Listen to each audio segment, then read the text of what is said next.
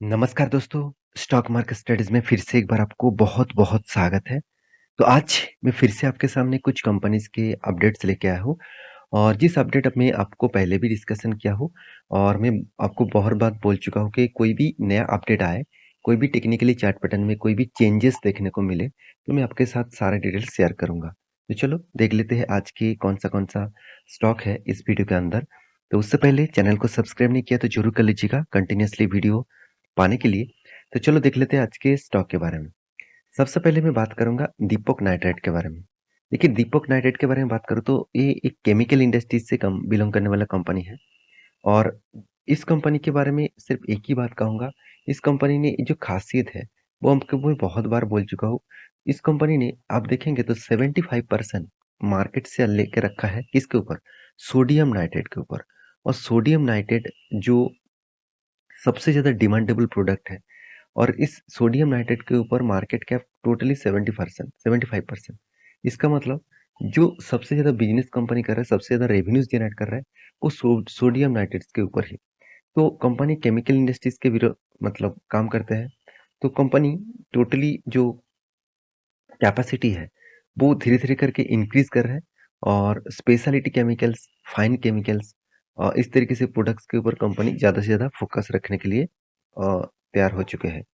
तो कंपनीज़ के जो बेस्ट पॉइंट है, कंपनी डेट फ्री है, कोई भी कर्जा नहीं है, ₹1 कर्जा ना लेकर काम कर रहा है और कंपनी का पैग रेशियो देखिए 0.59 के आसपास है। हमेशा कहा जाता है कि 1% के नीचे अगर पैग रेशियो देखने को मिले, तो अच्छा माना जाता है। तो यहाँ पे पैग रेशियो कितना है? 0.59 के आसपास और उसके हिसाब से क्विक रेशियो भी ठीक-ठाक है। रिटर्न ऑफ एसेट भी ठीक-ठाक है, 17% के आसपास।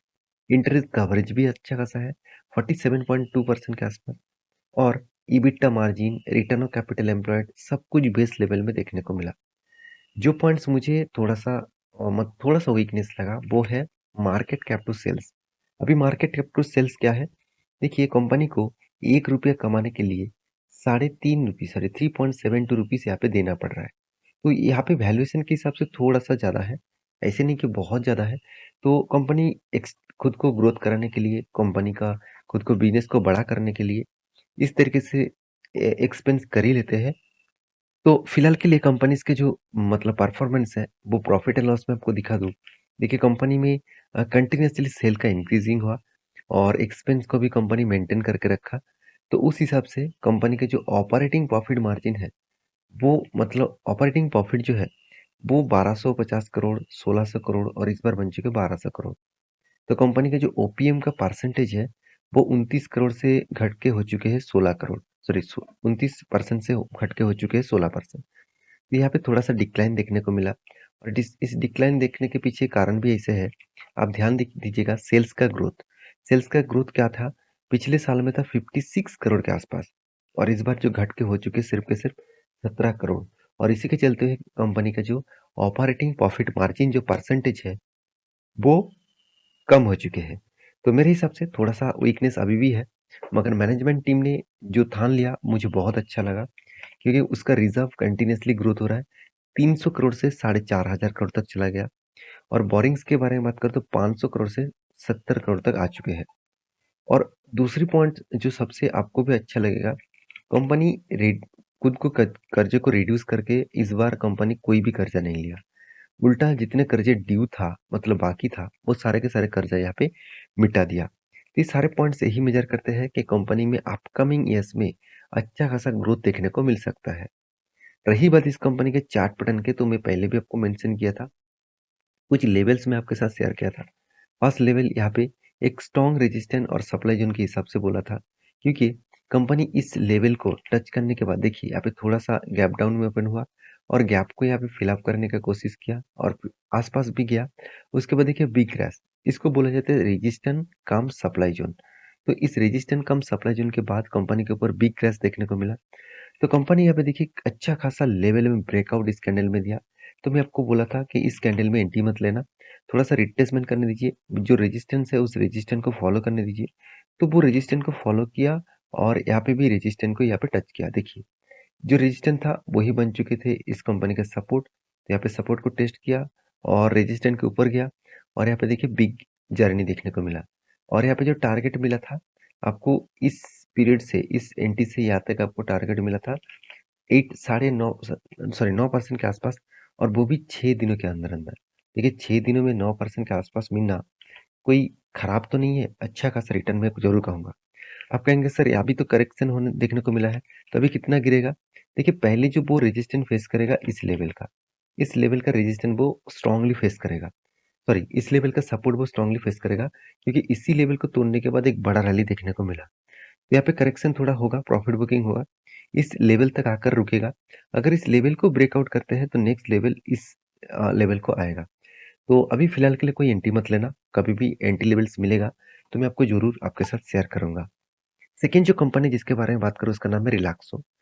देखिए रिलैक्सो फूटवेयर इंडिया की नंबर 1 कंपनी है, और आपको मैं ज़रूर कहूँ कि कंपनी में जो दम है, जो पोटेंशियल है, मुझे बहुत स्ट्रॉन्ग लगता है।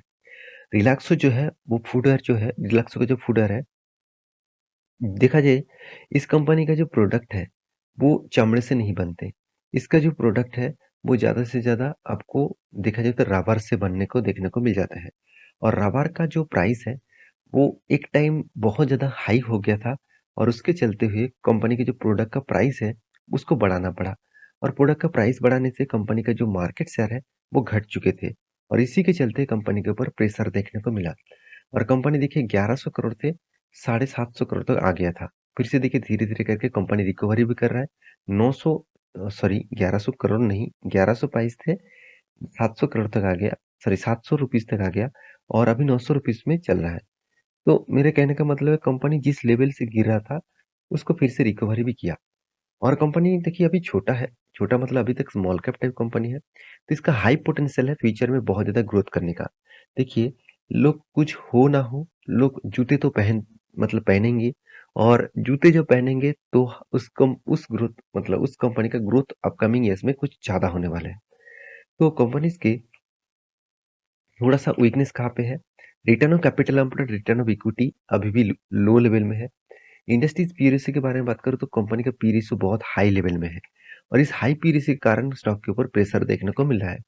अगर मैं पी रेशियो आपके साथ कंपैरिजन करूँ तो पी रेशियो आप देखेंगे तो टॉप लेवल में है, 144 के आसपास पी रेशियो है। मेरे हिसाब से और भी थोड़ा सा करेक्शन देखने को मिल सकता है, क्योंकि इतना हाई पी रेशियो कभी ना कभी वो करेक्शन होगा। देखिए जब डीमार्ट का पी रेशियो 300 में था, तब मैं आपके साथ चीख-चीख के यही बोल रहा था कि इसका करेक्शन अच्छा खासा होने वाला है, अच्छा खासा गिरावट होने वाला है। तो आपने नहीं सुने होंगे बहुत सारे दोस्तों ने, और उसके बाद देखिए शेयर में कहाँ तक गिरावट हो गया।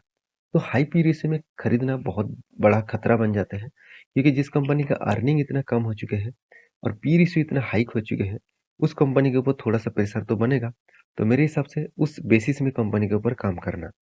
तो रही बात कंपनी के कैश फ्लो का, तो कैश फ्लो के बारे में बात करूँ तो एक पॉइंट में अब मुझे इस कंपनी के ऊपर जो पॉइंट्स देखने को मिला, वो है कंपनी का फिक्स एसेट परचेज। तो कंपनी इस बार 185 करोड़ के आसपास कंपनी फिक्स एसेट को परचेज किया, जो आज तक की रिकॉर्ड में कभी नहीं किया।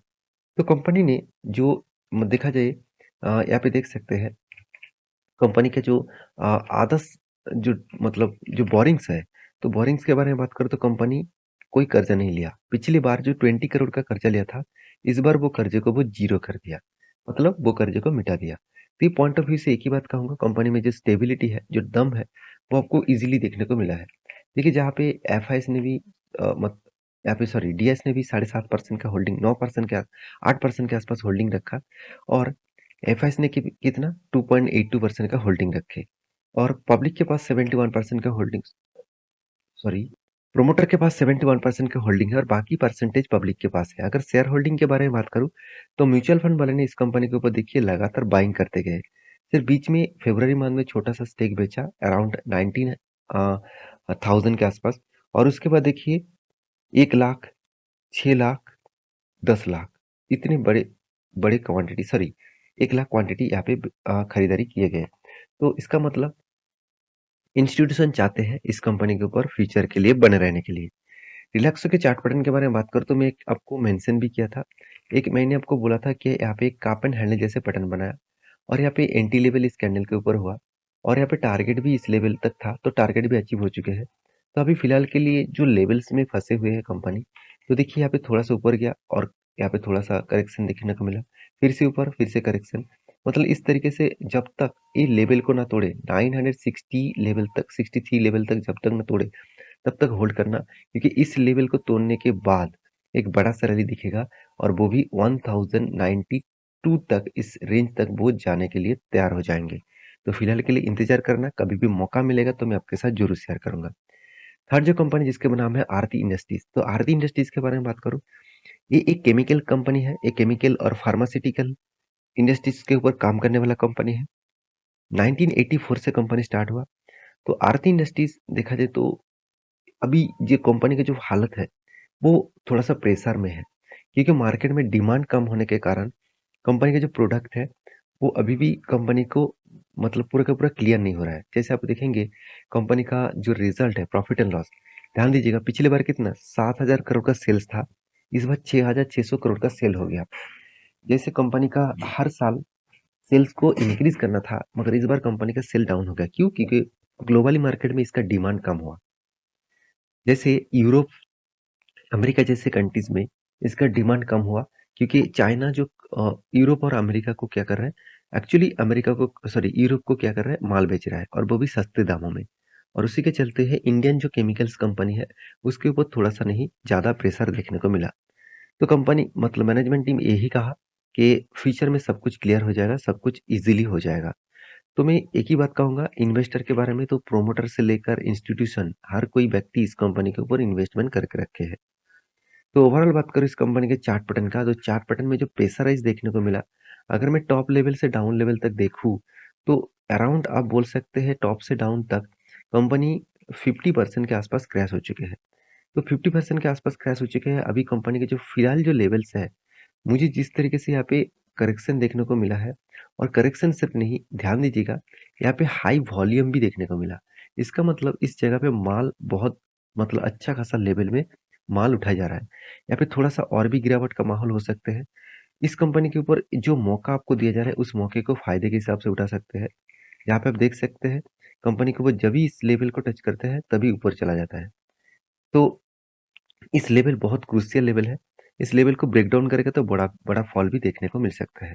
तो फिलहाल के लिए कोई मतलब as a swing trader senti मत लेना, इंतजार करना, कभी भी मौका मिले तो जरूर आपको कहूंगा। और as a long term investor उसके लिए मेरे हिसाब से एक क्वार्टर का, नेक्स्ट जो क्वार्टर के रिजल्ट आने वाला है क्वार्टर वन का, उस तक होल्ड करिए। क्वार्टर के रिजल्ट किस तरीके से आए उसके ऊपर मैं डिटेल्स वीडियो बना के दूंगा, उसके बाद जरूर इस कंपनी के ऊपर इन मतलब काम करना। नेक्स्ट जो कंपनी जिसके बारे में बात करें तो उसका नाम है रोटोपाम। तो रोटोपाम एक देखा जाए तो एक पाम मैन्युफैक्चरिंग कंपनी है। इस कंपनी ने 1:1 का बोनस दिया, क्योंकि कंपनी ने अच्छा खासा रिजल्ट धमाका के जैसे किया। उसके बाद कंपनी ने 1:1 का यहाँ पे क्या किया, बोनस इशू कर दिया।